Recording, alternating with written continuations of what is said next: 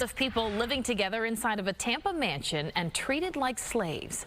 Those are just some of the accusations against two church leaders who were busted last month in a series of nationwide raids. The new details are laid out in court documents for Michelle Brannon, who lived at the Tampa mansion, as federal prosecutors ask a judge to hold her in jail through her trial. Fox 13's Aaron Mesmer has been following this since last month. So, Aaron, what are we learning today? Allie, first of all, this is the first time since the raids last month that we're getting an idea of what investigators found at that mansion in Avila. When federal agents raided a massive mansion in Tampa's upscale Avila community last month, Sky Fox captured some eye-opening images. Court documents released this week reveal what exactly authorities found.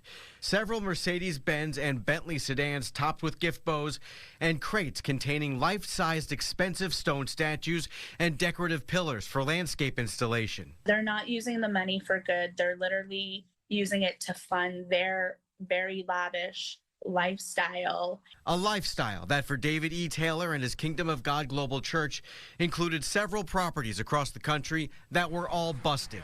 Since then, Leslie Portillo has been following the case closely. She used to work for Taylor but left after witnessing his alleged abuse. I did see David Taylor get aggressive with the staff. On Tuesday, she was stunned to learn what else investigators say they found at the Avila mansion.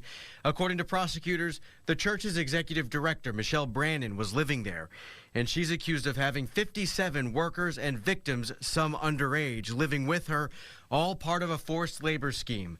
Authorities say the victims were crammed into shared living spaces, sleeping on floors, and forced by Taylor and Brannon to work long hours for free. Prosecutors say workers had to raise money for the church or face abuse. They're not getting paid for anything. They're literally like brainwashed to think like they're volunteering their time to do,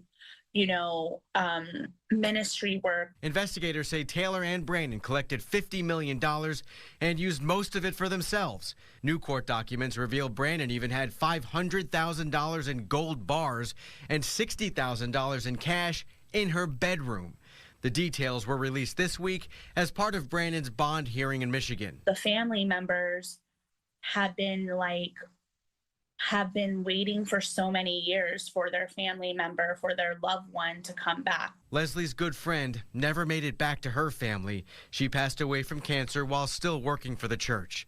Leslie says the victims deserve justice. Unfortunately, too many people were hurt in the midst of all of this. So I know it's going to be a process, but I know we are going to find out the truth.